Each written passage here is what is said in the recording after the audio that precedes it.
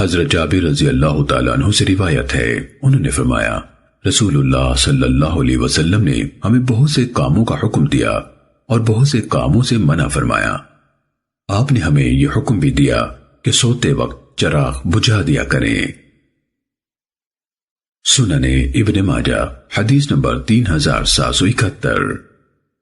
حضرت عبداللہ بن جعفر طیار رضی اللہ تعالیٰ عنہ سے روایت ہے، انہوں نے فرمایا رسول اللہ صلی اللہ علیہ وسلم جب سفر سے تشریف لاتے تو ہم یعنی بچے بھی آپ کا استقبال کرتے۔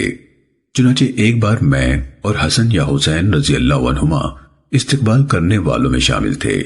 رسول اللہ صلی اللہ علیہ وسلم نے ہم میں سے ایک کو سواری پر اپنے آگے اور دوسرے کو اپنے پیچھے سوار کر لیا حتیٰ کہ ہم مدینے پہنچ گئے۔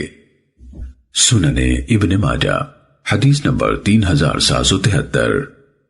حضرت عبداللہ بن مسعود رضی اللہ تعالیٰ عنہ سے روایت ہے، رسول اللہ صلی اللہ علیہ وسلم نے فرمایا جب تم 3 افراد ہو تو 2 آدمی اپنے تیسرے ساتھی کو چھوڑ کر سرگوشی نہ کریں، کیونکہ اس سے اسے غم اور افسوس ہوگا۔ سنن ابن ماجہ حدیث نمبر 3775۔ حضرت عبداللہ بن عمر رضی اللہ تعالیٰ عنہ سے روایت ہے، انہوں نے فرمایا رسول اللہ صلی اللہ علیہ وسلم نے اس بات سے منع فرمایا کہ 2 آدمی تیسرے کو چھوڑ کر آپس میں سرگوشی کریں۔ سنن ابن ماجہ حدیث نمبر 3776۔